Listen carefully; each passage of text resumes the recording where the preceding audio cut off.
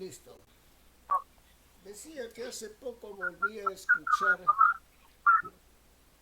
de que la teoría de Darwin no era incompatible con la religión y que en realidad Darwin era creyente, un creyente victoriano, como dijo alguna vez cierto personaje que no quiero mencionar.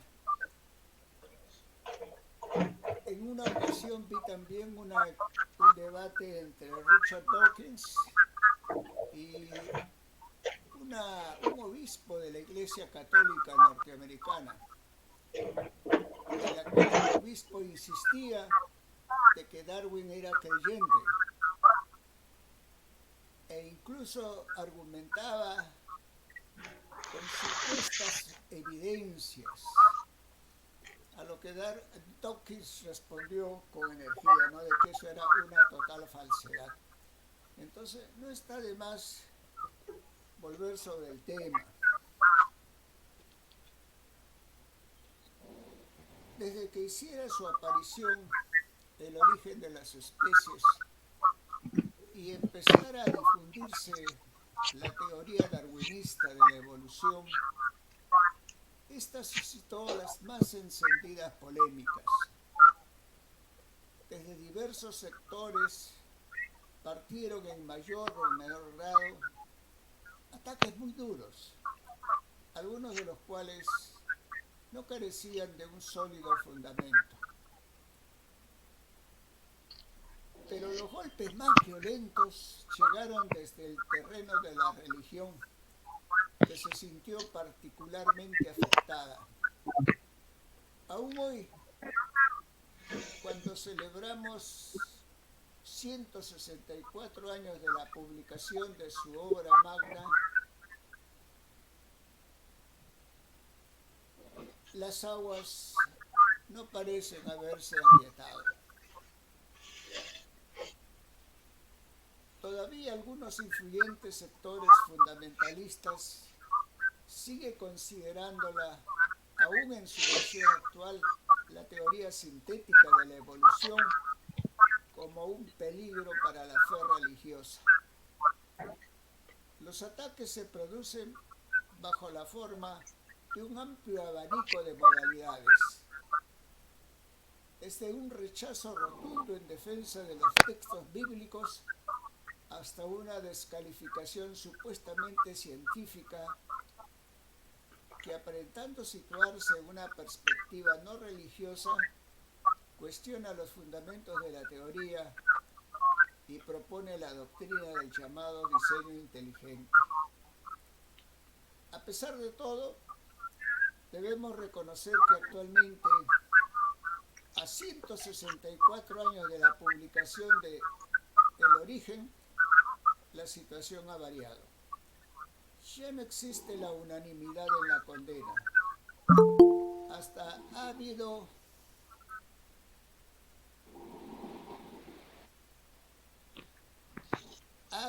quien, como Teilhard de Chardin, sacerdote católico, intentó construir con ayuda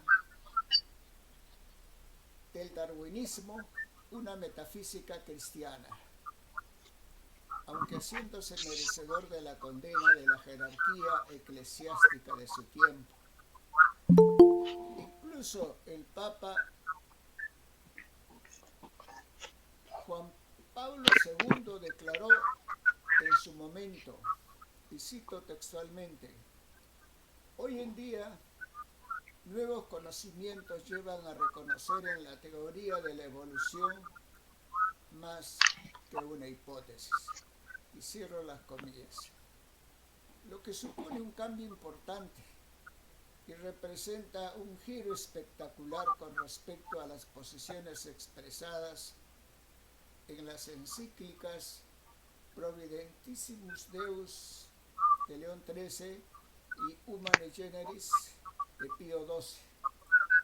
Recordemos que en esta última se anatematizaba la doctrina de la evolución.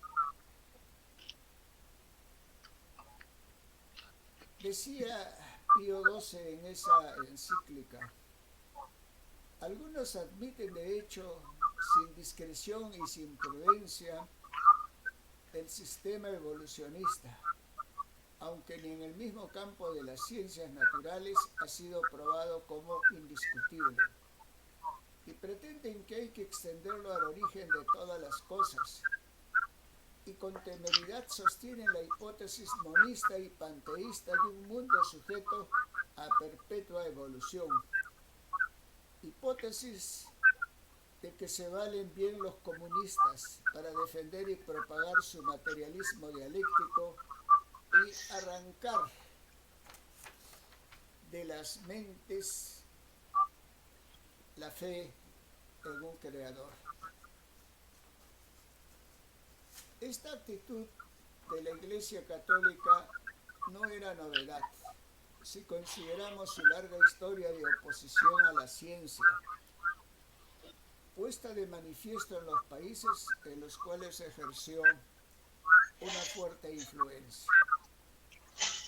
Basta recordar que en España, país católico por excelencia, durante los primeros años del siglo XIX se propició la exclusión de la ciencia en los medios universitarios. A tono con esta política, el rey Fernando VII destituyó al profesorado científico de la Universidad de Salamanca y excluyó de la cátedra universitaria en todo el reino a los profesores que sostenían en física las tesis de Newton.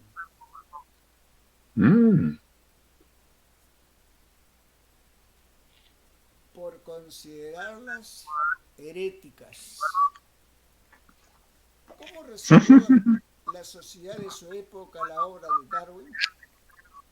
En la Inglaterra victoriana de la época se acostumbraba a responder a las preguntas sobre el ser del hombre y su lugar en el cosmos desde la perspectiva del creacionismo.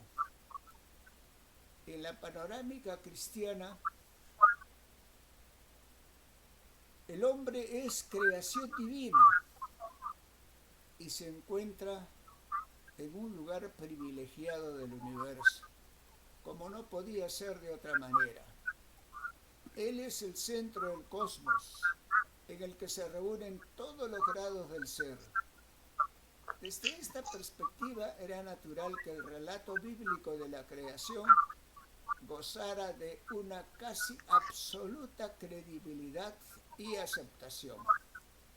Era pues, como se dice ahora, el paradigma vigente, a partir del cual se sustentaba la tesis que afirmaba que todas las especies habían existido siempre tal y como las observamos en la actualidad, habiendo sido creadas por Dios de manera tal como lo relataba en el Génesis.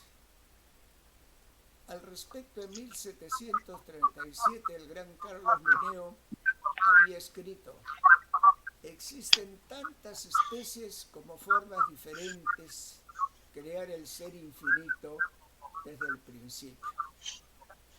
Se habían realizado asimismo sendos intentos por fijar hasta el día y la hora de la creación.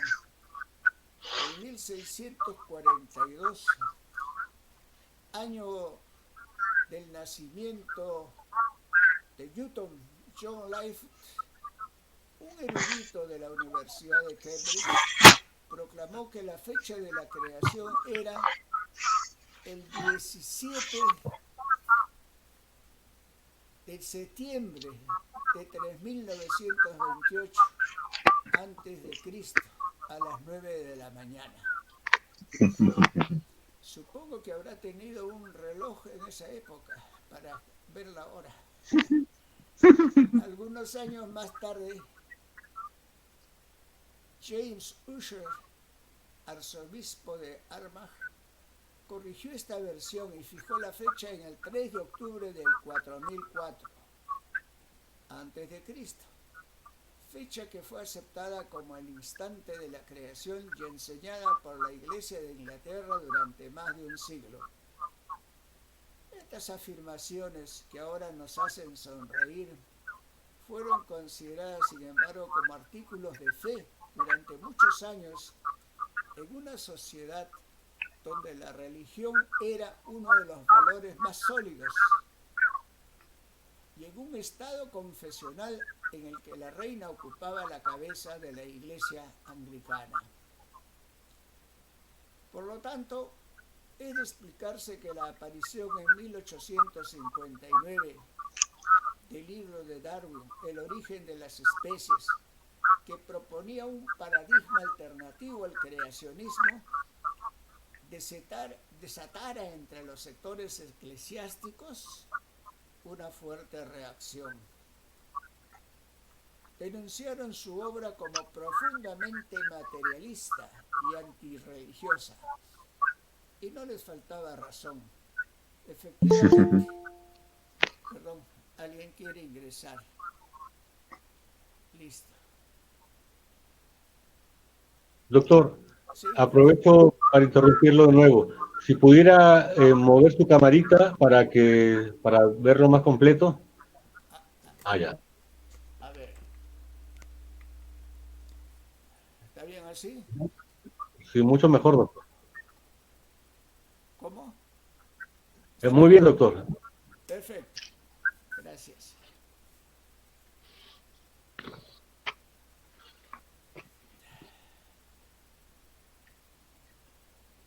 Efectivamente, decíamos, la propuesta darwiniana golpeaba duramente al creacionismo, cuya fuente es el Antiguo Testamento, en sus fundamentos, y descartaba conscientemente cualquier hipótesis teleológica y la intervención de lo sobrenatural. Consecuentemente, aunque no fuera esa la intención de su autor, socavaba los cimientos de la religión cristiana. Darwin era plenamente consciente de ello. Sin embargo, aunque no podemos negar que el asunto le preocupó, no pensó en ningún momento en transigir y ocultar o deformar la verdad científica. En su momento supo soportar valientemente los durísimos ataques de que fue objeto y no se apartó del camino que se había trazado. Para tener una idea del impacto inmediato que produjo la obra de Darwin, debemos recordar el famoso debate que tuvo lugar a los 6 meses de la publicación del Origen, el 30 de junio de 1860.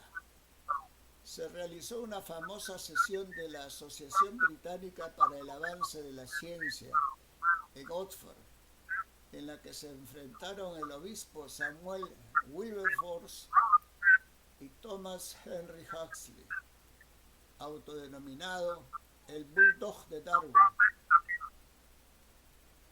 El público que acudió fue tan numeroso que el local resultó demasiado pequeño, por lo que la reunión tuvo que trasladarse al gran salón de la biblioteca del museo. Presidía la sesión el profesor John Henslow. ¿Alguien tiene su celular prendido? Bueno,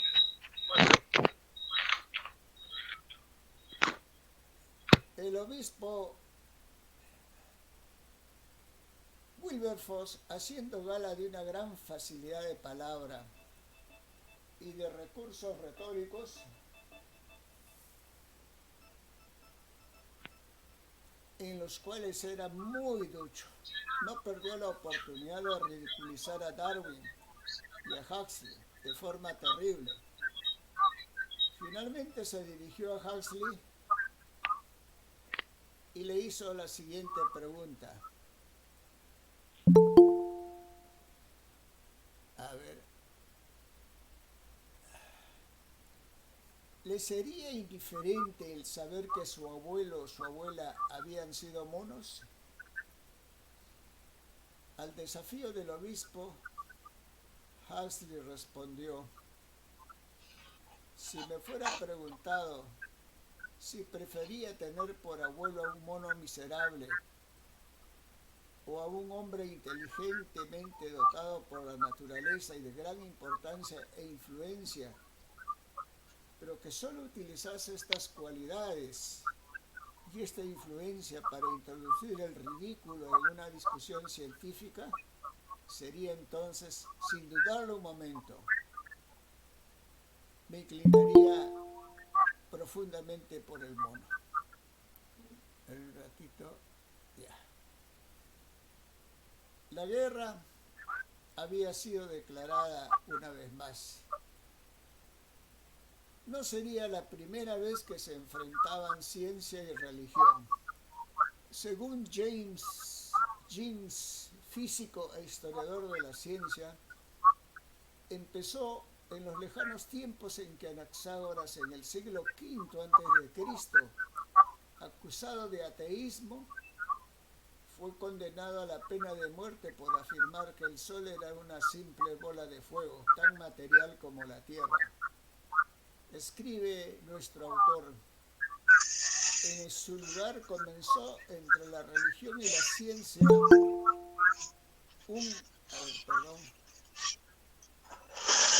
un conflicto que duraría edades. La religión había declarado la guerra e iniciado aquella persecución de la ciencia que, por desgracia, se repetiría tan a menudo y figuraría tan ampliamente en la historia de ambas. En Anaxágoras vemos el conflicto en su primitiva, su más simple y su más cruda forma. Su misma simplicidad y lejanía en el tiempo lo hace particularmente fácil de comprender. Hay, sin embargo, un dato curioso en la biografía de Darwin. Cuando preguntamos a la gente cuál es la profesión que estudió Darwin en la universidad, probablemente digo, habría unanimidad en decir que Darwin estudió biología o ciencias naturales. Pero no fue eso. A ver, ¿quién me lo dice? Bueno, la carrera profesional que estudió Darwin en la universidad en Cambridge fue teología.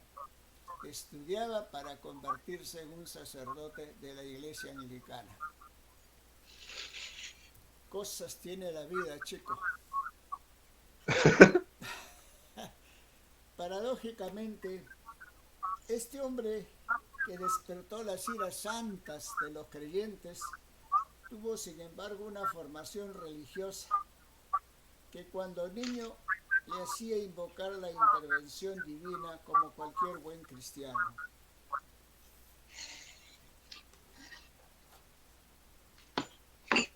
En esta parte voy a pasar por alto algunas cosas. Este es un trabajo que estoy leyendo y que hicimos hace ya algún tiempo, ¿no? En sus memorias dice él: considerando la ferocidad con que he sido atacado por los ortodoxos, parece cómico, dice, que alguna vez pensara en ser clérigo. Y más que yo renunciar expresamente a esta intención ni al deseo de mi padre, dicha intención murió de muerte natural cuando al dejar Cambridge me uní al Beagle en calidad de naturalista. Bueno, esta historia es un poquito larga, pero voy a tratar de resumirla. Resulta que el padre de Darwin, que era médico, en alguna ocasión intentó que su hijo estudiara también la carrera paterna y siguiera la tradición familiar. porque el abuelo de Darwin también había sido médico y filósofo al mismo tiempo.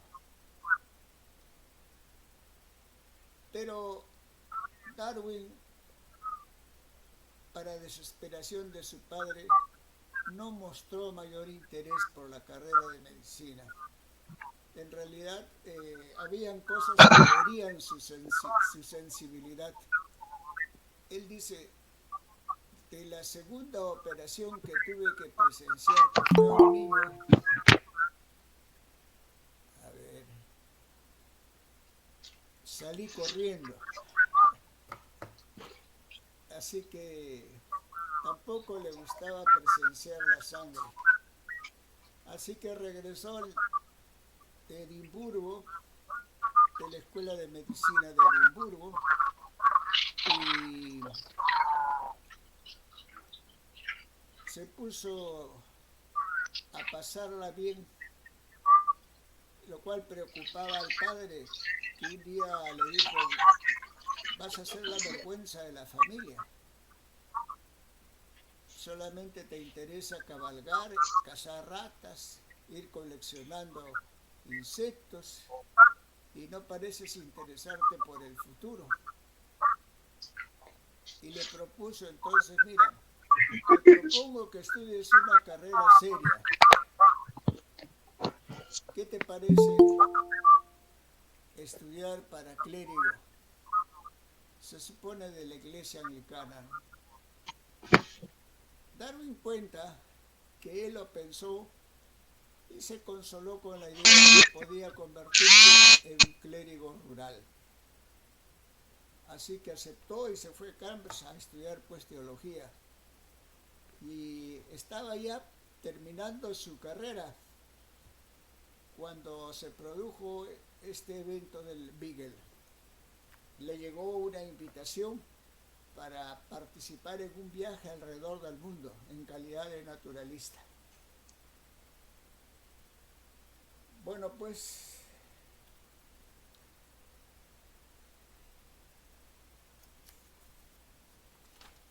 está claro que Darwin, cuando salió de viaje,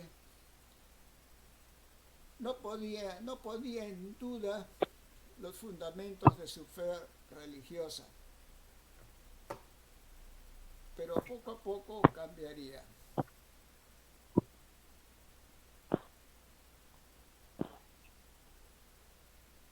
Por eso se explica que al iniciar el periplo en el Beagle en 1831, se considerara bastante ortodoxo.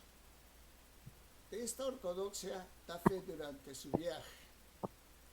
En su diario menciona que en una ocasión, ante la tripulación del barco, citó la Biblia como autoridad indiscutible en una discusión sobre moralidad. Nos cuenta también que en una oportunidad, encontrándose en Santiago de Chile,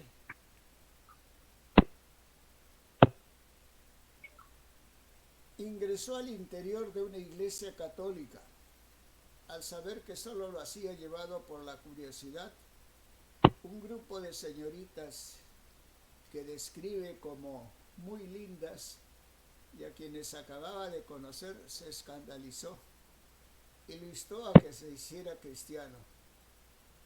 Entonces dice, les manifestó que él lo era, aunque no de la misma manera que ellas. Esto fue en 1834.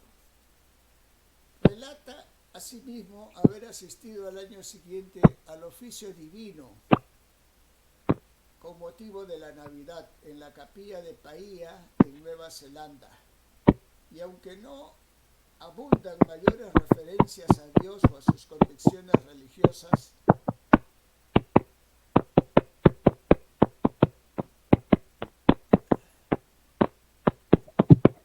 A ver, disculpe, autor. hay un problema. Sí, voy a tratar de solucionarlo. Señor Manuel Humala, ¿me escucha?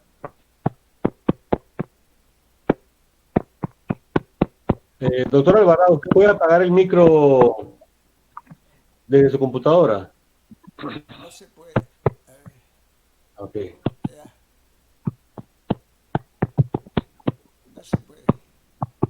Ya, bien. Hace un niño, tú lo podrías llamar por teléfono y avisarle que...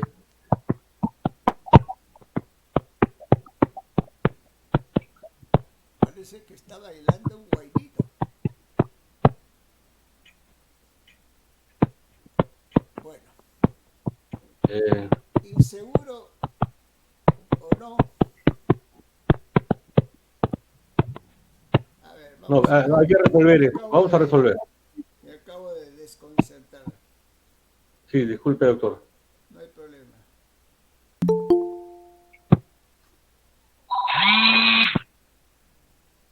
A ver.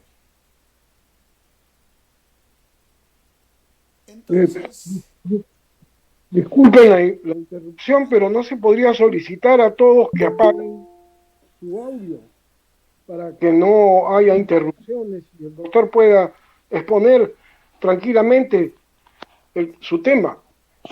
claro. Sí, por favor, todos apaguen su audio. Bueno, todos lo tienen apagado, pero el señor Manuel Humala parece que se ha cruzado con su señal o algo así. ¿Ahí lo podría llamar por teléfono y avisarle?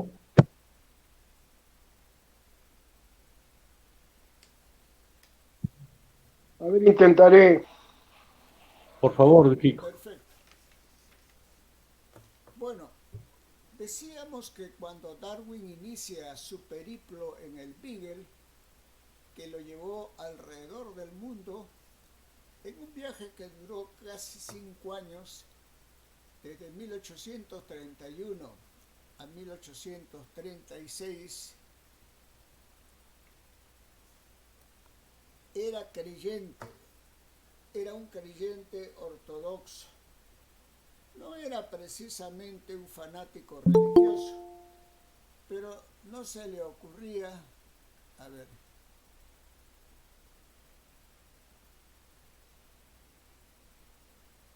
perdón,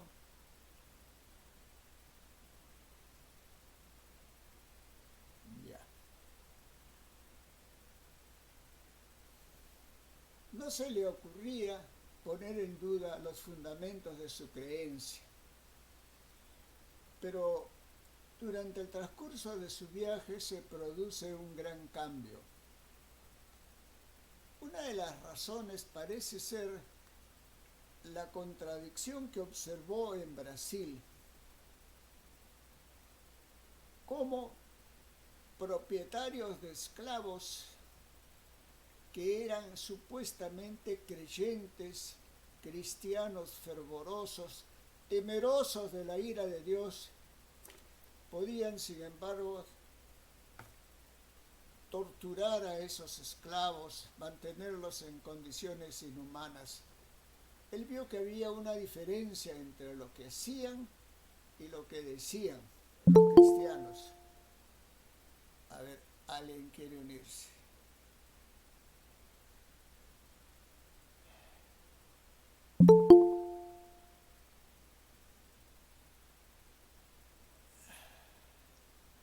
Bueno,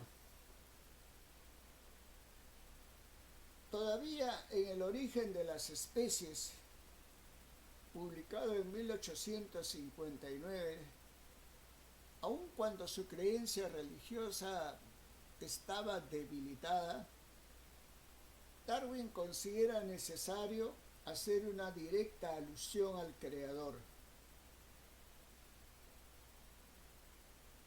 Termina su obra con estas palabras: hay grandeza en esta concepción de que la vida, con sus diferentes facultades, fue originalmente alentada por el Creador en unas cuantas formas o en una sola, y que mientras este planeta ha ido girando según la constante ley de la gravitación, se han desarrollado y se están desarrollando a partir de un comienzo tan sencillo, infinidad de formas cada vez más bellas y maravillosas.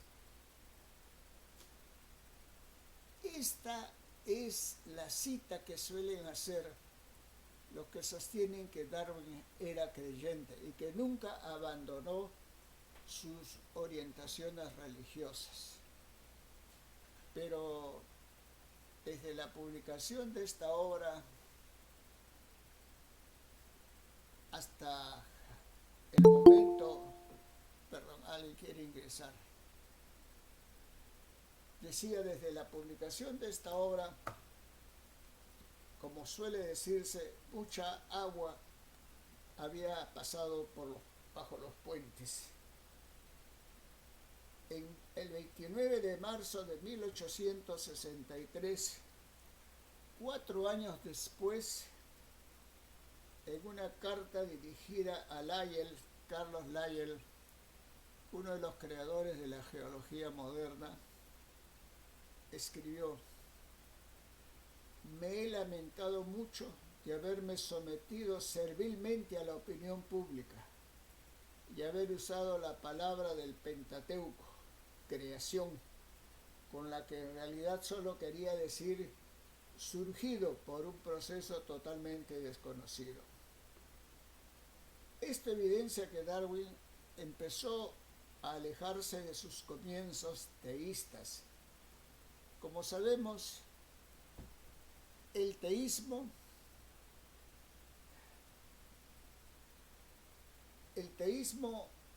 es la creencia en un Dios personal y providente, trascendente, creador y conservador del mundo.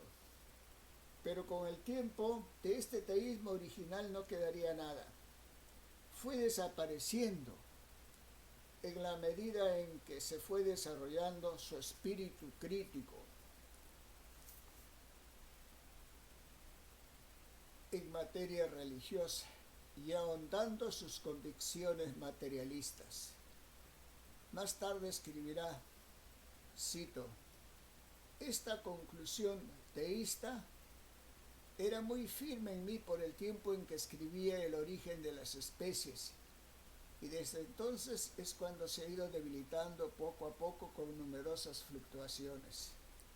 Termino la cita. La evolución de sus creencias religiosas constituye un aspecto importante del pensamiento de Darwin.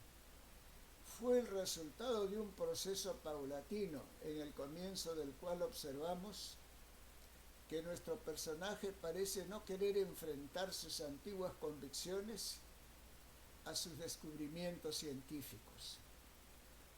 Asimismo, se encuentra preocupado por el impacto que podrían causar sus ideas. Ya en una comunicación a su amigo Joseph Hooker, fechada el 11 de enero de 1844, expresa sus temores y dice que revelar que las especies no son inmutables es, y lo pone con signos de admiración, como confesar un asesinato. Algunos autores mencionan como elemento importante del inicio de este proceso la muerte de su muy querida hija Ana, a los 10 años de edad, ocurrido en 1851. Se dice que este fatal acontecimiento le afectó mucho, no solo emocionalmente, sino en lo concerniente a su fe, que quedó tan debilitada que dejó de acudir a la iglesia. Es posible que esta traumática experiencia haya tenido algún peso.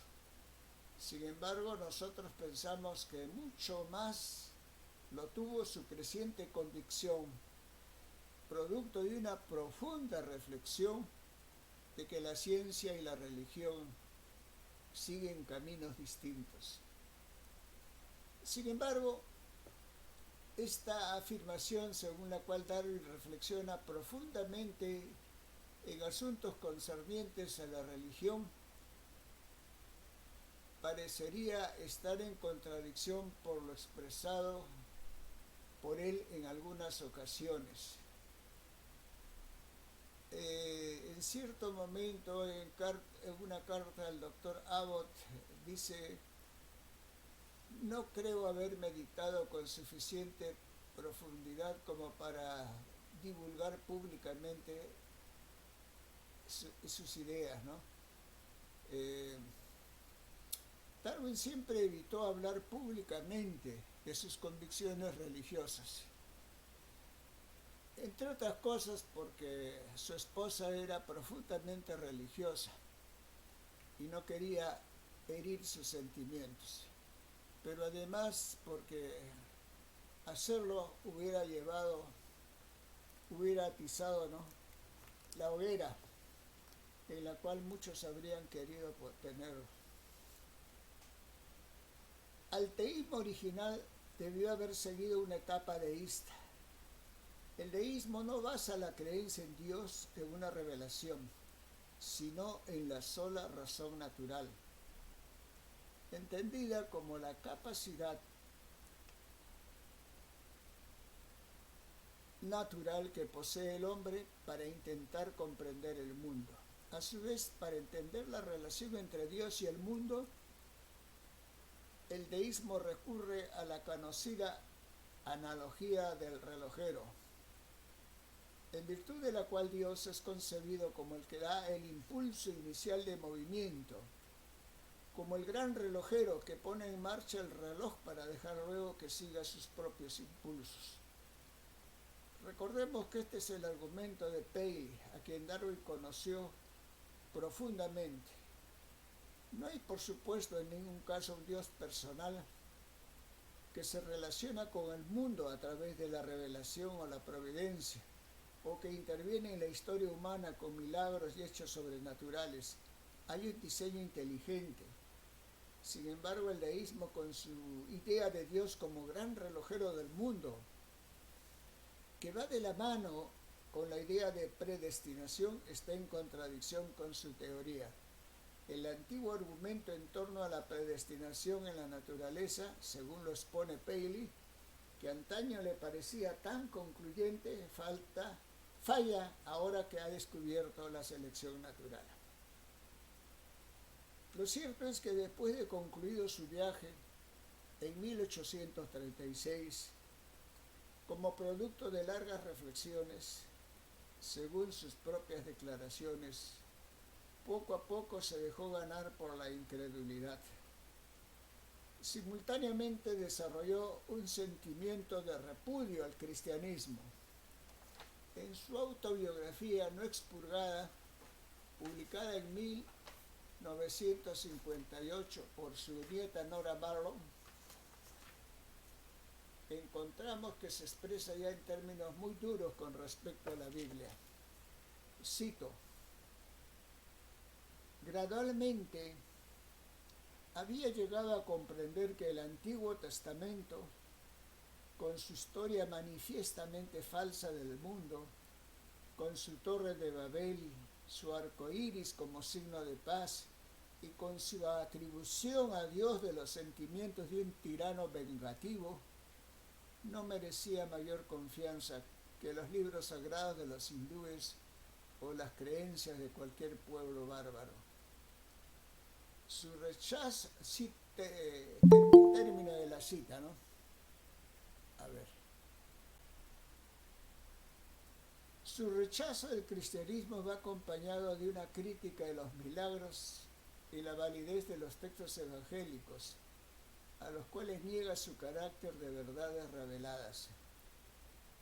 Considerando además que se necesitaría la prueba más clara para que cualquier hombre sensato creyera en los milagros, dice, sobre los cuales se asienta el cristianismo, y que cuanto más sabemos de las leyes permanentes de la naturaleza, más increíbles resultan los milagros, que los hombres en aquella época eran ignorantes y crédulos en un grado casi incomprensible para nosotros, que no se puede probar que los evangelios fueron escritos simultáneamente con los acontecimientos, que difieren en muchos detalles importantes, demasiado importantes, a mi parecer, para que se admitan como las imprecisiones normales de testigos presenciales. Por tales consideraciones que expongo, no porque contengan la menor novedad o valor, sino porque me influenciaron, escuchen esto, llegué poco a poco a no creer en el cristianismo como revelación divina.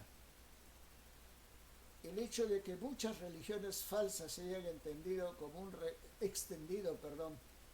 un reguero de pólvora por amplias regiones de la tierra me influenció algo. Fin de la cita.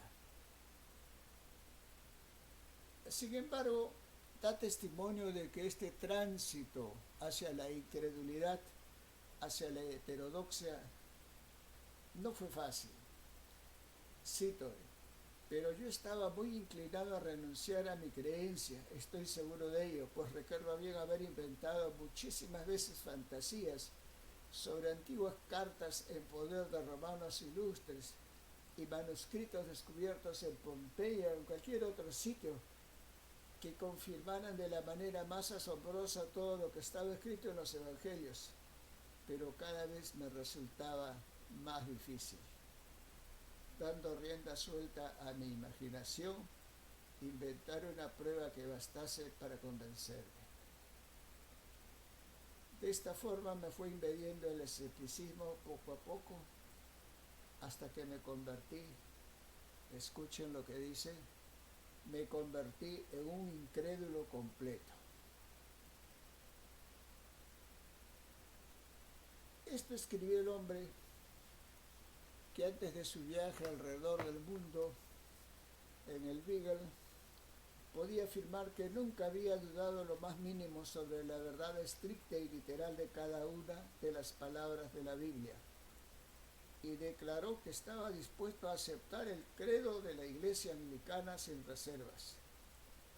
Mas finalizado el proceso mediante el cual fue invadido por el escepticismo poco a poco, llegó finalmente a no creer en el cristianismo como revelación divina y quedó, como él dice, definitivamente convertido en un incrédulo completo. Son cifras textuales. Entonces escribió, el ritmo había sido tan lento que no sentía angustia alguna, y desde entonces jamás se ha abrigado la menor duda de que mis conclusiones eran correctas. Y aquí viene el punto que se ha discutido mucho. ¿Era Darwin ateo? No obstante, cauteloso como siempre en asuntos de religión, como ya lo hemos señalado, reticente a herir la sensibilidad de los demás, sobre todo de su esposa Emma, a quien le preocupaba la posibilidad de que quizás no llegaría a compartir el paraíso con su esposo. A pesar de su racionalismo extremo, Darwin siente reparos en declararse ateo, prefiere definirse agnóstico. Cito, en mis fluctuaciones más extremas, jamás he sido ateo en el sentido de negar la existencia de un Dios. Creo que en términos generales y cada vez más, a medida que me voy haciendo más viejo, aunque no siempre, agnóstico sería la descripción más correcta de mi actitud espiritual. Fin de la cita. Agnosticismo fue precisamente el término acuñado por Thomas Henry Huxley. Recuerden el Bulldog de Darwin. En 1869, en una histórica sesión de la Metaphysical Society, donde se afirmaba poder probar la existencia de Dios y se sostenía la racionalidad de la fe, sostiene que no es posible afirmar racionalmente la existencia de Dios. A ver.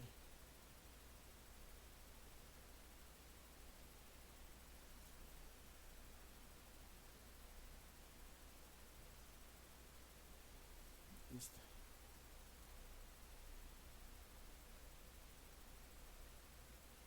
Ni su no existencia, pues no hay que creer en aquello para lo cual no existen suficientes pruebas. A ver.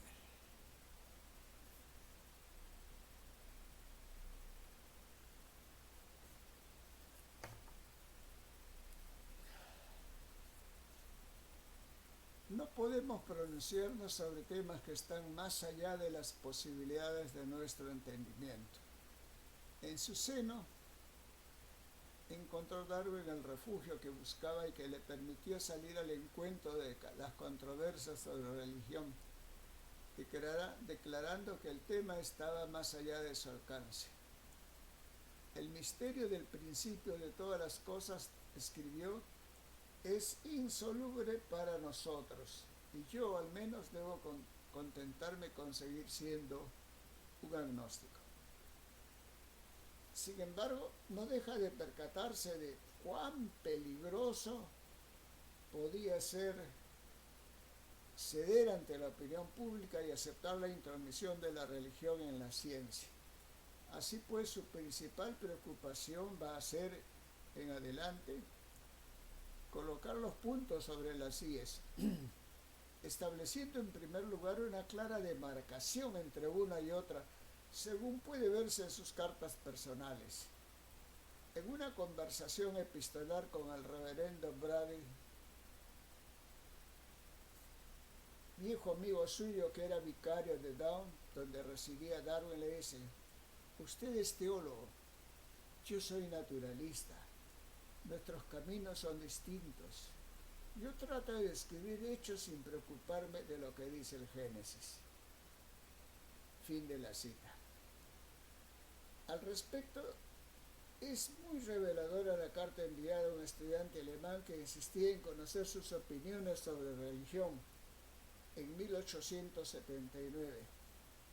Dice: la ciencia no tiene nada que ver con Cristo, excepto en la medida en que el hábito de la investigación científica hace que una persona sea cautelosa a la hora de admitir pruebas.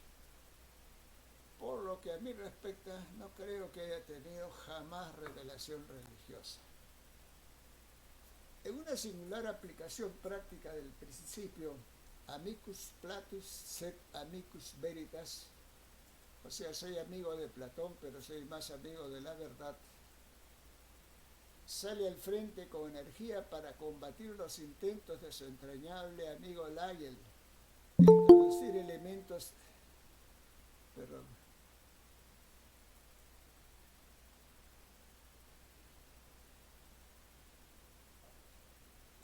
sobrenaturales en su doctrina científica.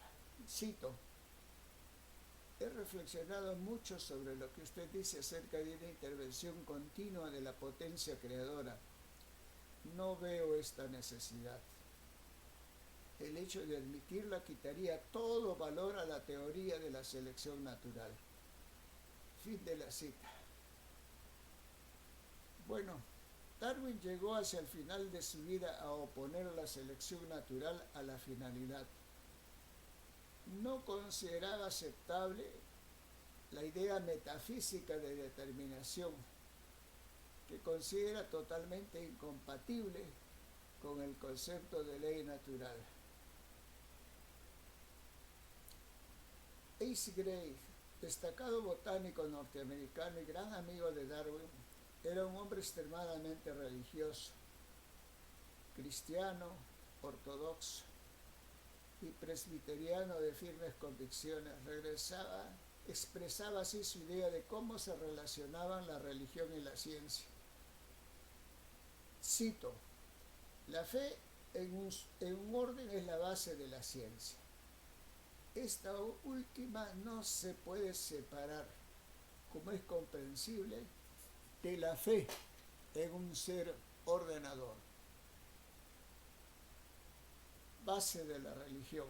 Sin embargo, ello no fue impedimento para que hiciera suya la teoría de Darwin, aunque con reservas, pues rechazó la idea de la selección como explicación de los organismos que funcionan inteligentemente.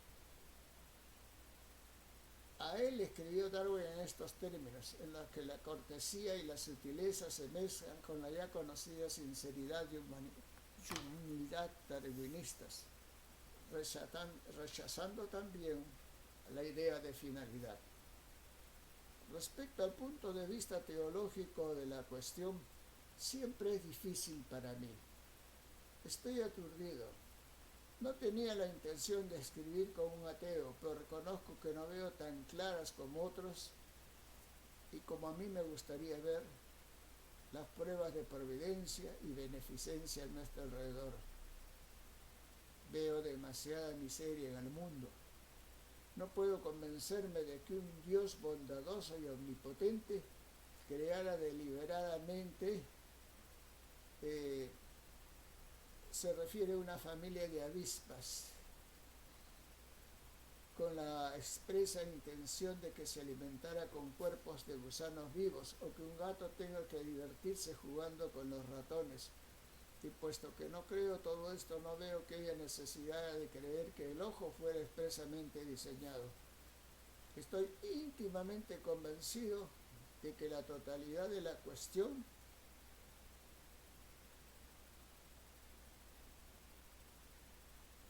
es demasiado profunda para la inteligencia humana.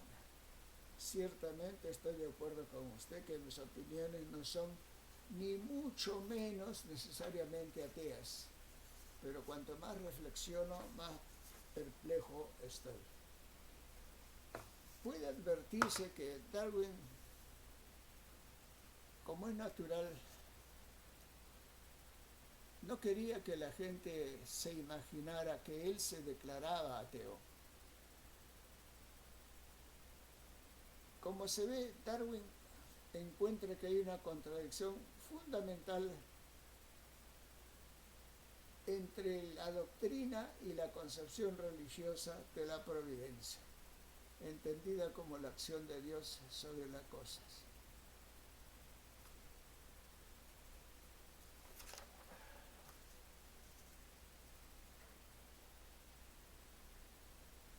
Bueno, vamos a tratar de acortar esto.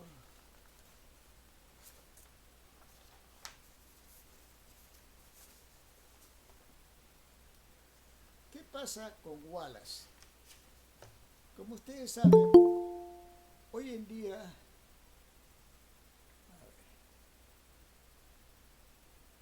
día se está reivindicando el papel de Wallace, Alfred Russel Wallace, en la autoría de la teoría de la evolución.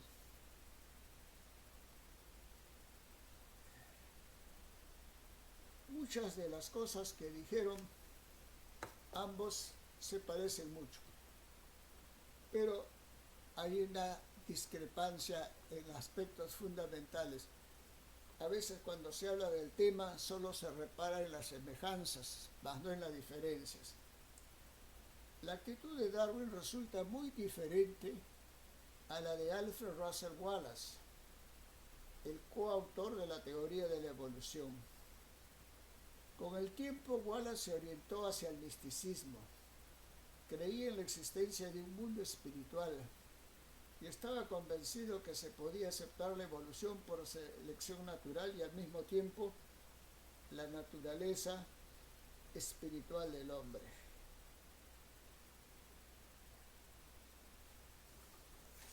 Según Wallace, el hombre no tiene parentesco con los animales en sentido espiritual, pues había recibido el alma de un mundo sobrenatural. Solo ella podía ser causa del talento matemático, del genio musical, de la capacidad para el martirio, de la verdadera amistad. En resumen, todas las más altas cualidades y capacidades humanas. Wallace estaba convencido como espiritista de que el espacio está lleno de espíritus. Creía que uno de ellos acaso penetrara en un mono, efectuando así nada menos que su transformación en hombre. La posición de Wallace no provenía de alguna creencia religiosa convencional, sino de su interés por mucho tiempo en el espiritualismo. Cuando Wallace publicó su opinión en 1869, Darwin le escribió: discrepo lamentablemente de usted. Puedo ver la no necesidad de llamar a una adicional y causa primera, una fuerza sobrenatural en lo concerniente al hombre. Espero que usted no haya matado tan completamente a nuestro común hijo.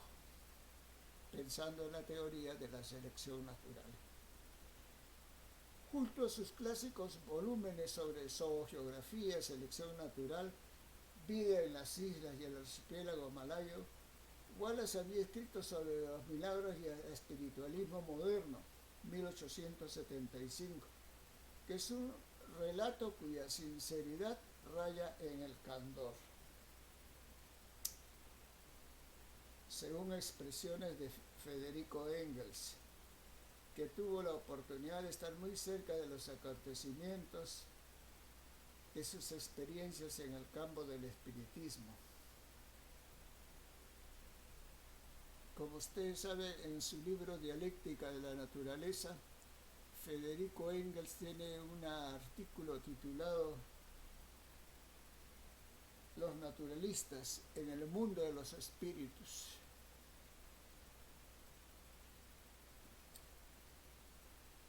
El materialista Darwin no podía aceptar semejantes conclusiones.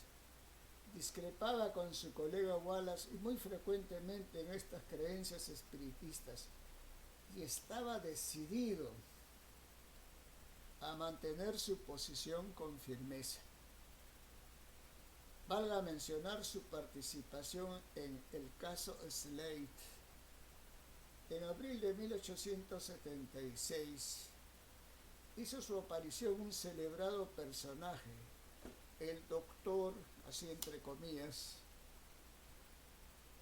Henry Slate, quien se presentaba como un físico proveniente de América, llegado a Londres a probar la verdad de la comunicación con los muertos. Slate afirmaba que el espíritu de su esposa le había escrito mensajes en pizarras. Un joven zoólogo llamado Edwin Ray Lancaster, convencido de que se trataba de un vulgar estafador, decidió desenmascararlo y llevarlo, de ser posible, a prisión. Así, acompañado de un amigo estudiante de medicina, Horacio Tonkin, fueron donde Slate simulando ser creyentes, pagaron el derecho de admisión, hicieron preguntas a los espíritus y recibieron misteriosas respuestas escritas. Luego, en el ensombrecido cuarto, Lancaster repentinamente arrebató una pizarra de las manos de Slate, encontrando la respuesta escrita a la pregunta que él todavía no había hecho, y lo llamó un bribón y un impostor. Al día siguiente, Slate y su ayudante Geoffrey Simmons estuvieron en manos de la policía, acusados de violar el acta de vagancia, una antigua ley dirigida a proteger al público de lectores ambulantes, de la palma de las manos y artistas prestidigitadores. Durante todo el año de 1876, todo Londres fue conmovida por el juicio Slate. La pequeña sala de la corte estuvo atestada con apoyadores y detractores de Slate, y 30 periodistas quienes se desparramaban hasta la calle. El Times de Londres traía las transcripciones del juicio día tras día. El juicio Slate se convirtió en uno de los más extraños casos en los tribunales de la Inglaterra victoriana.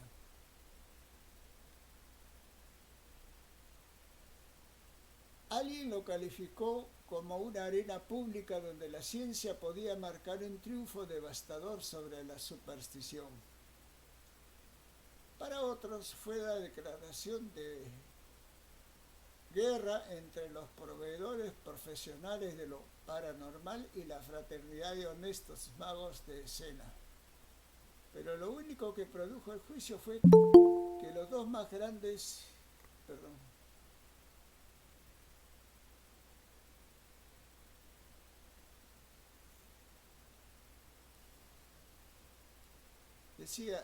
lo único que produjo el juicio fue que los dos más grandes naturalistas de la centuria se ubiquen a sí mismos en lados opuestos.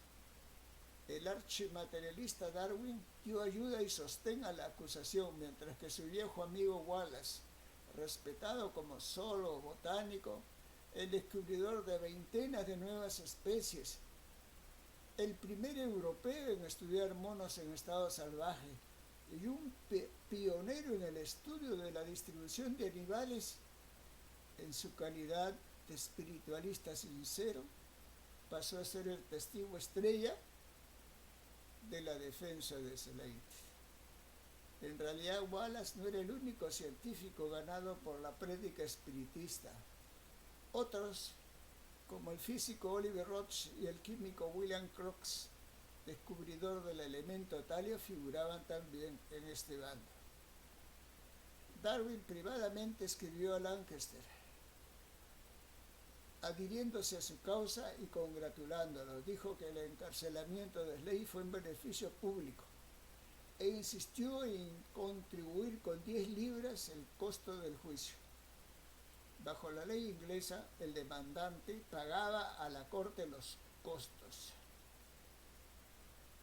Por supuesto, el caso Slade no fue el único de este tipo en el que se involucrara Darwin. Anteriormente, en los comienzos de los 70, el prima y concuñado de Darwin, Hansel Wedgwood, a pesar de sus aspiraciones a convertirse en científico famoso, también fue ganado por la fiebre del espiritismo y cayó víctima de un par de estafadores, Charles Williams y Frank Hearn.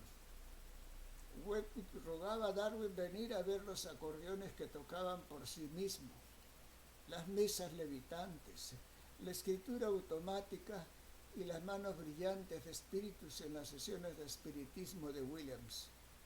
Darwin, tratando de evitarlo, alegaba siempre estar muy cansado, muy ocupado o muy enfermo para acudirse. Sin embargo, en enero de 1874, Darwin envió 2 miembros muy cercanos a su círculo a presenciar una sesión de espiritismo de Williams. Darwin, tratando de su amigo y lugarteniente, el famoso zoólogo Thomas Huxley, fue introducido como Mr. Henry, que era su segundo nombre. El hijo de Darwin, George, que en aquel tiempo contaba con 29 años, fue también. Aunque se movieran botellas alrededor de una guitarra tocó por sí misma, los dos concluyeron que nada de lo que habían observado eran otra cosa que trucos groseros. A fines de ese año, aquel joven Edwin Ray Lancaster, que más tarde protagonizó el caso Slade, decidió pescar a Williams y Henry Fraud de un acto que podía impresionar a sus héroes Darwin y Huxley. Pero después de la visita de Huxley y George, el medium se tornó cauteloso, evitando cualquier conexión con el círculo de Darwin. Y así sucesivamente. Y llegamos al final, felizmente. Primero, teísta, más tarde, teísta, y finalmente agnóstico, o quizá ateo en su fuero interno. Tal es el itinerario espiritual de nuestro personaje. Sin embargo, los ortodoxos en materia de religión han hecho circular una leyenda. La leyenda de un Darwin que, viendo próxima la muerte, atormentado por sus sentimientos de culpa, termina por abjurar de sus teorías y se reconcilia con el cristianismo. En 1915 se hizo circular la que sería conocida como la historia de Lady Hope. Lady Elizabeth Wright Hope, una evangelizadora cristiana, afirmó que estuvo con Darwin poco antes de su deceso y aseveró que éste había vuelto al cristianismo en su lecho de muerte. Pero esta versión de la oveja descarriada que regresa al redil no concuerda, sin embargo, con los hechos. Por este motivo, en su momento, la familia la rechazó rotundamente. Lo cierto es que en sus últimas palabras dirigidas a su mujer Emma afirmó: «No tengo miedo a la muerte. Recuerda qué buena esposa has sido para mí. Dile a mis hijos que recuerden lo buenos que han sido todos conmigo». Entonces, mientras se apagaba, Decía repetidamente a sus hijos, Henrietta y Francis, casi ha merecido la pena estar enfermo para recibir vuestros cuidados. De Francis recogemos esta versión de primera mano que confirma lo expuesto. Parecía reconocer la proximidad de la muerte y decía, no tengo ningún miedo a morir. Durante toda la mañana sufrió terribles náuseas y debilidad, y ya no se rehizo hasta que llegó el fin. Murió el miércoles 19 de abril a las 4. Tenía 74 años. Como expresiones finales de su autobiografía, Francis Darwin colocó estas palabras escritas por su padre en 1879. Cito, en cuanto a mí, creo haber actuado justamente siguiendo sin desmayo y dedicando mi vida a la ciencia. No siento remordimiento de haber cometido ningún pecado grave, pero muchas veces he lamentado no haber hecho el bien más directamente a mis semejantes. Así, lamentando no haber hecho el bien más directamente a sus semejantes, pero no abjurando de sus ideas, murió Charles Robert Darwin Wedgwood. Muchas gracias. Bueno, ha sido una delicia escuchar al doctor Alvarado. Me recuerda las hermosas cátedras en San Marcos. Quiero invitar a los que quieran conversar, preguntar o opinar a participar libremente. Pueden prender sus micrófonos. Sí, Sí, agradecería que las preguntas o observaciones que se hagan estén directamente referidas a lo que ha sido el tema de esta charla. El señor Abraham Pacimillo parece que quiere preguntar algo. adelante.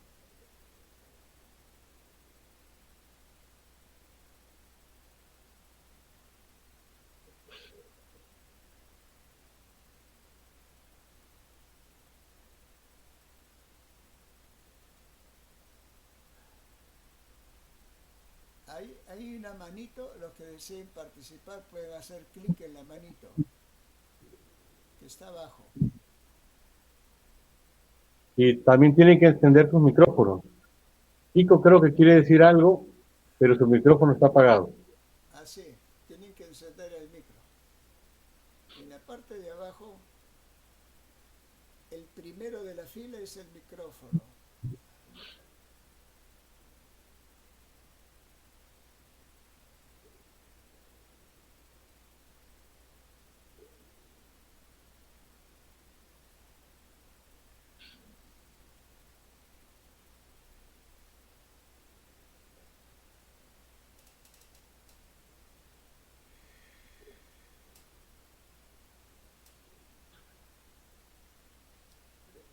Bueno, es difícil atreverse a agregar algo después de una exposición tan interesante.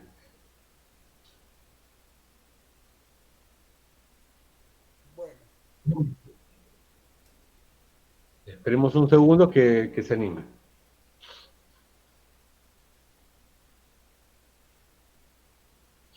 Yo me permito, no quiero abusar de mi posición de moderador, pero me permito ser un poquito abogado de Wallace.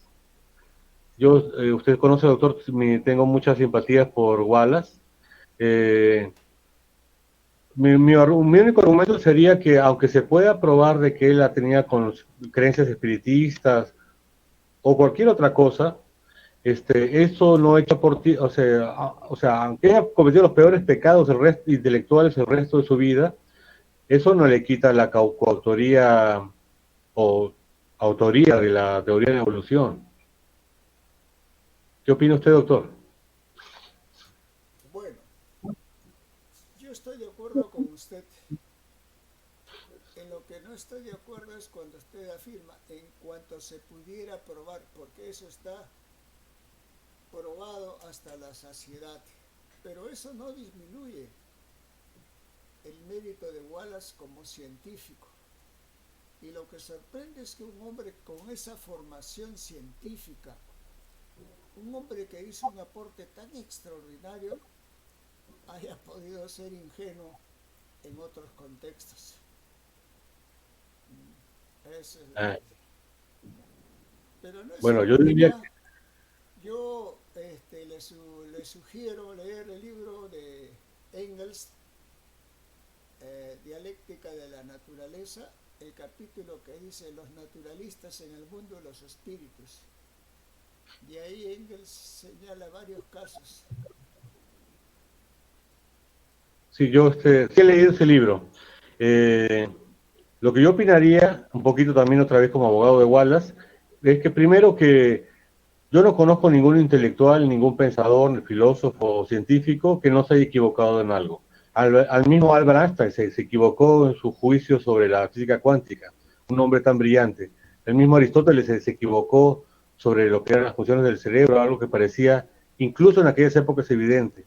Así que me parece que todos están condenados a estar equivocados en algo, como usted alguna vez dijo, lo importante es el granito de verdad que nos vienen a aportar. Así es. Y segundo diría también que eh, yo, por supuesto, no creo en los espíritus, pero lo que sí se podría decir es que en aquellas épocas, incluso ahora también, justamente por el problema de la filosofía de la mente, el problema duro de la mente, se sabe que muchos constructos que intervienen en el fenómeno de la conciencia, lo que se llama conciencia, qualia, quale, no se pueden reducir a lo material.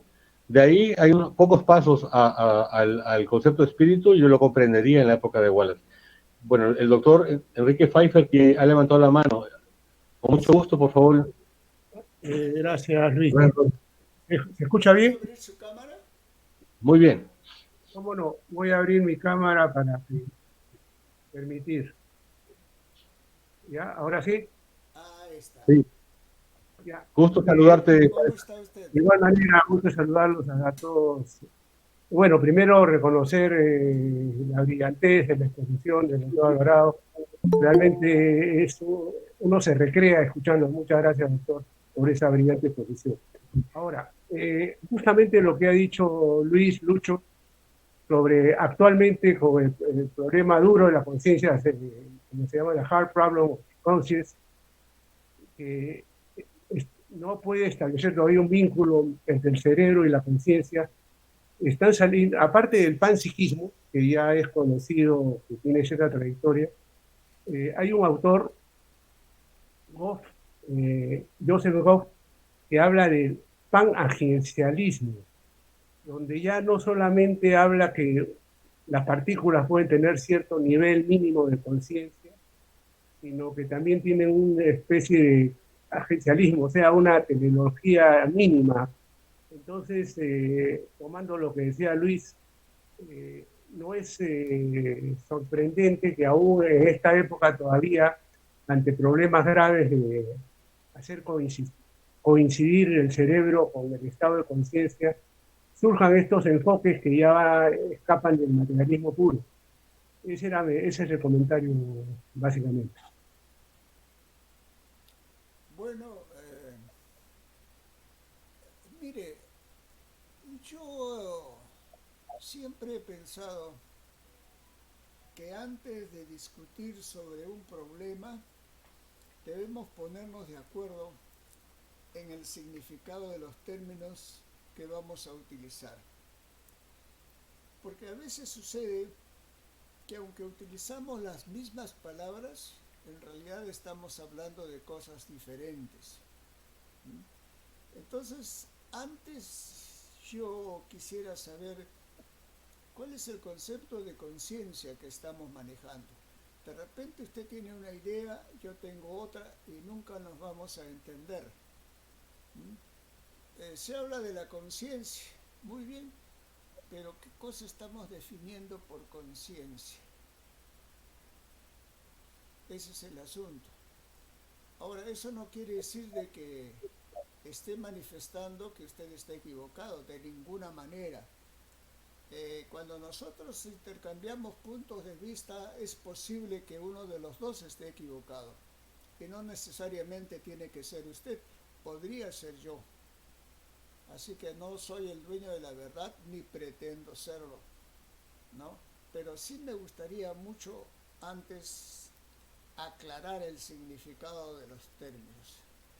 Podría yo decir, estos autores se refieren a lo que se llama la qualia, o sea, ese estado de conciencia de la pena, del amor, del color rojo, como le dicen estos autores, o sea, ese estado que es un cualitativo, digamos, que no puede materializarse en un concepto, ese es lo que está en juego, en explicarlo, cómo lo produce la actividad de las neuronas y toda la complejidad de un cerebro. Entonces, ese sería el enfoque del problema de la conciencia. Bueno, no es mi enfoque, es lo que dicen Claro, estos autores. Eh, bueno, y eso estuvo, Chalmers fue el que postuló esta frase, ¿no? The hard problem of consciousness. El problema es que en inglés consciousness es diferente que consciente. Entonces, en inglés la palabra consciousness tiene una amplitud mayor que en español palabra conciencia, ¿no? Pero se refiere a ese consciousness, a ese estado de qualia, estado de poder apreciar la verdad, la justicia. En ese enfoque estaría lo que es la conciencia a la que se refieren estos autores y por la cual postulan el panpsiquismo y ahora el panagencialismo. Ese es el comentario, nada más. muy bien. Yo le agradezco mucho porque me ha generado en mí un interés por leer a estos caballeros y habría que leerlos para después poder darle una respuesta o darle una opinión. Pero es un tema muy interesante. Muchas Yo voy a gracias. poner el libro que ha salido este año, justamente 2023, de este autor, Philip Goff, que era el panpsiquismo lo postulaba antes y ahora lo ha mejorado según él, ¿no? Como un panagencialismo. Voy a publicar ahora el libro para que ciertos comentarios para que poder complementar en la red de epistemología y para que Muchas puedan gracias. consultar Muchas un poco más gracias. este tema, que me parece interesante. Ok,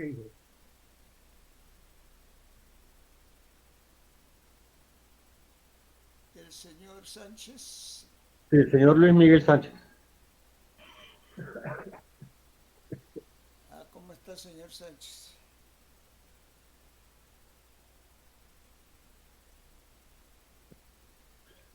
Señor Sánchez, su micrófono está apagado. Decía que estaba muy contento con la exposición que usted ha desarrollado y que obviamente da muchos detalles. Y yo tenía no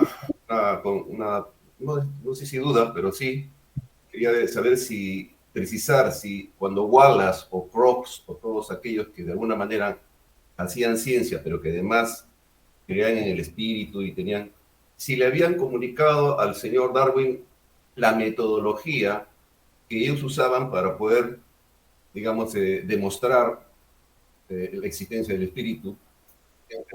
Y esa metodología era lo que Darwin había rechazado. Si Darwin no había deseado, digamos, ejecutarla, hacerla, porque la consideraba tonta o lo que fuere, o emitía una opinión per se antes de ejecutar el procedimiento que estos científicos de la época que eran espiritistas le ofrecían en su momento. ¿Qué cosa es lo que rechazaba Darwin, por favor? Sí. Mire, parece que hay ciertas dificultades con su sonido y parte de lo que usted ha dicho no lo he podido entender bien. Por favor, ¿sería tan amable de repetir, no todo, pero sí la parte sustancial? ¿Cómo Por no? favor. 1, 2, 3, ¿se me escucha bien? Sí, sí. Sí, en esencia, si Wallace y Crookes le transmitieron a Darwin la metodología a seguir que demostraría la existencia del espíritu, y si Darwin, ¿qué rechazó? El método, no lo quiso hacer por considerarlo tonto, bobo, infantil, lo que fuese, o de antemano, como ya no creía en Dios, de antemano nada podría demostrar la existencia del espíritu. Entonces, Bueno, qué argumento utilizó Darwin para cerrarse a la opción que le daban los que decían que podían demostrar la existencia del espíritu? su pregunta, señor Sánchez, es muy interesante. De antemano le agradezco. Cuando hablamos de método, generalmente utilizamos una palabra que está ligada al trabajo científico. Se supone que la ciencia procede con método. Por eso existe lo que se llama el método científico. Ahora, cuando hablamos de creencias, este concepto de método no se puede aplicar. ¿Por qué? Porque se trata de acto de fe. Yo asumo que algo existe no porque me lo hayan demostrado, sino por acto de fe, en cuyo caso la palabra método, si es que puede aplicarse, sería con otro significado porque se trata de otro contexto. Ya, partimos por ahí. Ahora,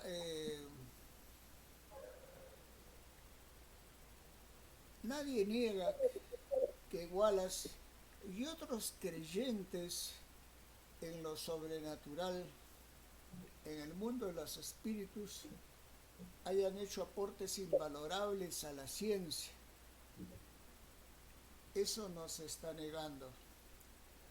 Pero cosas así son parte de la naturaleza humana.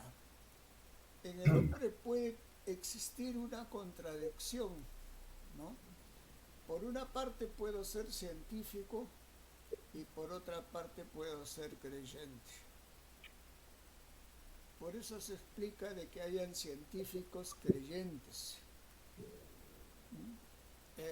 Estoy tratando de aclarar las cosas. Darwin, digamos que él era un materialista. Pero, ¿qué significa ser materialista? ¿Qué es el materialismo?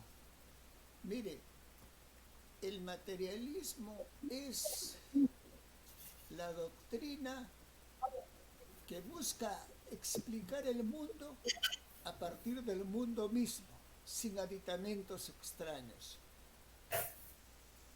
Los primeros filósofos en Occidente, no en el mundo, en Occidente, los griegos, se consideraron materialistas.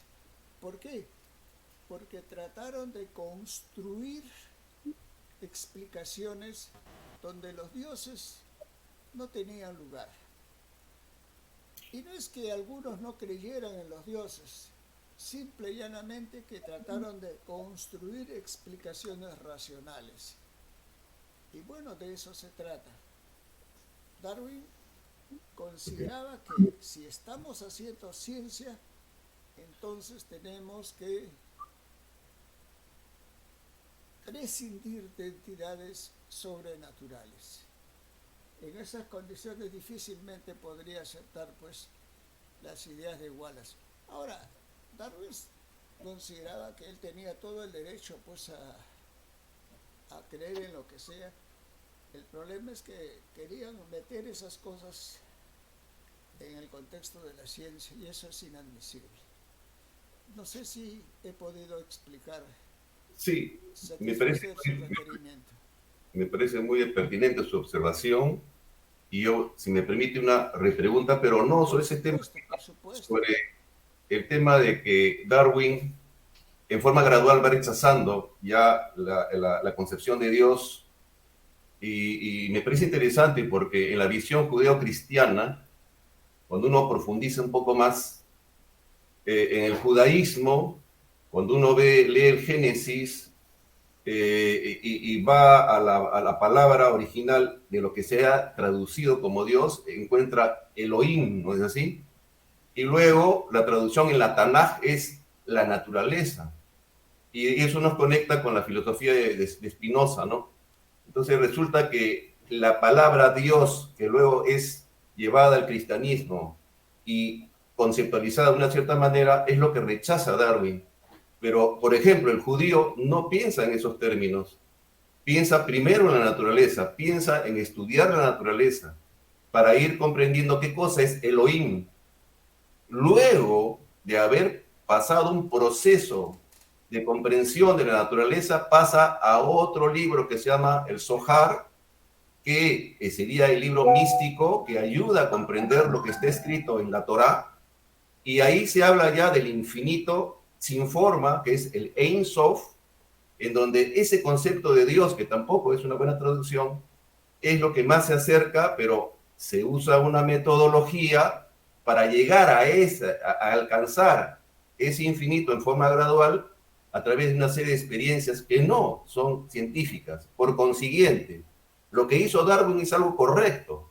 Negó algo que también en el judaísmo se niega. No se cree en una concepción previa de un Dios, pero sí se cree, es decir, no por fe ciega, sino a través de una metodología que no es científica, que podríamos llamarle metafísica, pero que tiene un correlato y digamos, un resultado en términos de un alma judía, a la cual el cristianismo se aleja porque hay teología, mientras que en el judaísmo no hay teología, hay praxis, experiencia. Entonces Darwin parece genial porque justamente niega aquello que no cree la fuente de donde proviene la traducción de lo que es la palabra de Dios, ¿no? Eso es lo que quería decir, ¿no? Porque es importante aclarar que si Darwin niega algo, no es porque Dios no exista, sino que lo que ha negado es una concepción teológica de lo que es Dios. Y es así como nosotros los occidentales hemos ido asimilando, ¿no? Y es algo erróneo, pues, por todos lados. Claro. Bueno, es cuestión de interpretaciones. Yo le agradezco mucho por la información que me ha proporcionado y su punto de vista me parece, bueno, como todo punto de vista, respetable. Muchas gracias. Gracias, también, Eduardo. Sí, el profesor Pfeiffer creo que quiere intervenir. No, Adelante, bueno, adelante. se ha quedado la manito puesta, voy a sacarla, pero de todas maneras es interesante cómo, hablando de un tema aparentemente ligado solo a la naturaleza, salen pues conexiones con el dualismo, ¿no? Cartesiano, y en la pregunta en el comentario que yo hice, o lo que he hecho ahora Luis. Entonces, bueno, rematar con eso, como la riqueza de un tema, cómo se puede expandir. Gracias. Muchas gracias. A ver, alguien ya sabe que acá estamos intercambiando ideas, opiniones. Eh, no estamos discutiendo. Por si acaso, nadie pretende ser acá el dueño de la verdad, ¿no?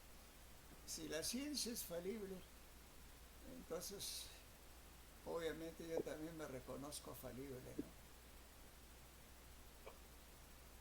Bueno, tal vez en otra ocasión. Parece que el señor Atau lo veo por ahí. Señor Atau, ¿no se anima a hacer alguna observación? Ha sido mi alumno el señor Atau. ¿Está o no está?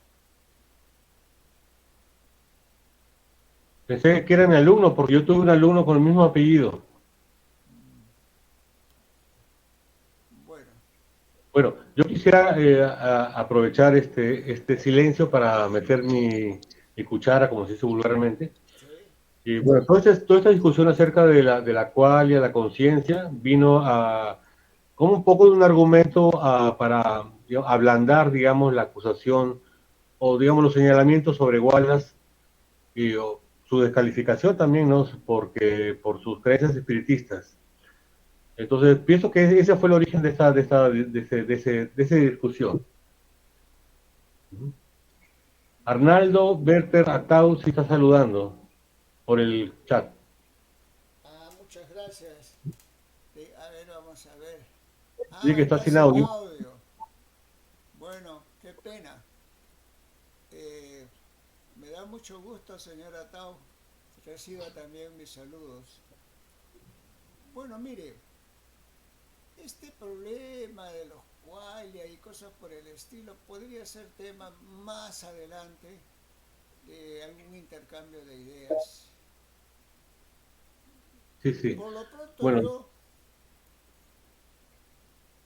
mi tesis, que no necesariamente tiene que ser compartida por ustedes, muchas gracias, es la siguiente.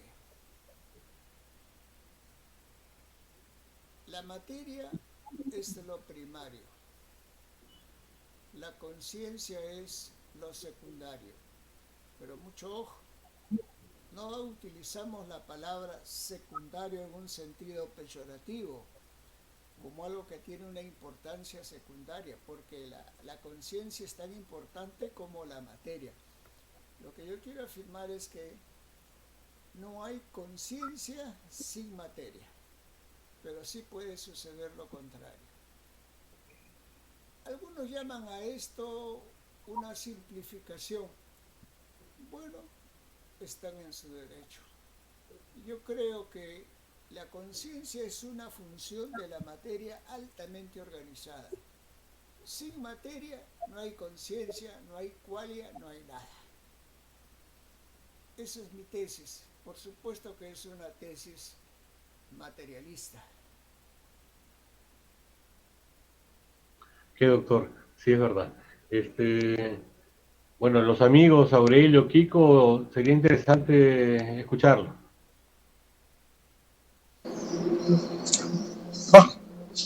Voy a hablar, Lucho. Sí, se escucha, por Sí, supuesto. no, bien, en realidad me gustó mucho, más que todo porque he aprendido mucho de lo que debería de haber investigado por mi cuenta. Y eso es realmente lo que más me ha gustado de toda la presentación y la forma como ha sido presentado. No quise intervenir en cuanto a los temas de conciencia porque creo que estaríamos abriendo un tema bastante amplio que sí merecería una reunión exclusiva para hablar el tema porque hay mucho, mucho pan por rebanar allí, ¿no? Y como te había manifestado algunas veces, Lucho, eh, yo soy creyente de un continuo que va desde las manifestaciones como atributos de la materia más elemental, que va organizándose y va obteniendo nuevos atributos hasta llegar a inteligencia y como materia organizada finalmente llevar a lo que llamamos conciencia.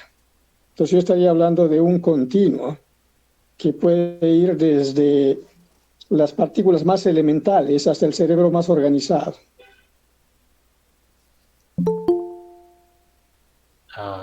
Sí, sí, es cierto. Tienes razón, ese es un tema que merece un espacio propio y que no debería, digamos, interrumpir, digamos, lo que nos convoca ahora, que es hablar sobre la teoría de Darwin y, bueno, la relación entre Darwin y religión.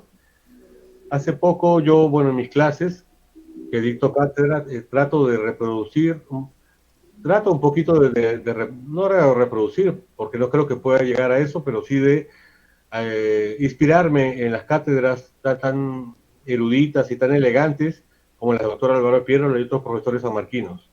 Y justo hablamos del tema de la evolución. Y bueno, es un tema que inmediatamente choca con el tema de la religión. ¿No? O sea, inmediatamente los alumnos preguntan, o sea que no nos crearon y esas cosas, inmediatamente toca ese tema. No se puede eludir. Bueno, no sé si me permite. Claro, Hay una colección publicada por National Geographic, no sé si lo ven ustedes, acerca del cerebro. Ha publicado como 15 volúmenes Y precisamente habla de los famosos cuales. Hay una parte donde dice, ¿no? Mente y cerebro no son más que dos aspectos de una misma realidad. Según esta tesis, la conciencia emergería de las propiedades y organización de las neuronas y sus circuitos. Entonces, que no es un texto de filosofía, y por supuesto no utiliza en ninguna parte la palabra materialismo, está definiendo las cosas desde una perspectiva materialista, porque la ciencia es precisamente eso. Acá hay una opinión. Bueno, Así. entonces yo les agradezco a todos ustedes su presencia, las preguntas que son siempre bienvenidas. No pensamos que sus puntos de vista sean semejantes a los míos. Tampoco creo ser el dueño de la verdad, podría equivocarme y si alguien me lo demuestra, yo no me voy a molestar, al contrario, se lo voy a agradecer. Agradezco mucho a nuestro amigo Luis Arbaiza, que ha hecho acá de director de debates, de presentador, y a nuestro amigo Kiko Álvarez, que dirige este chat. Muy buenas noches a todos y espero pues que en otra ocasión podamos reunirnos. Yo, doctor, le agradezco mucho su presencia. Me sorprende que con 15 minutos de anticipación se haya armado y haya tenido tanta acogida su trabajo. Tiene que ver con su fama de intelectual erudito.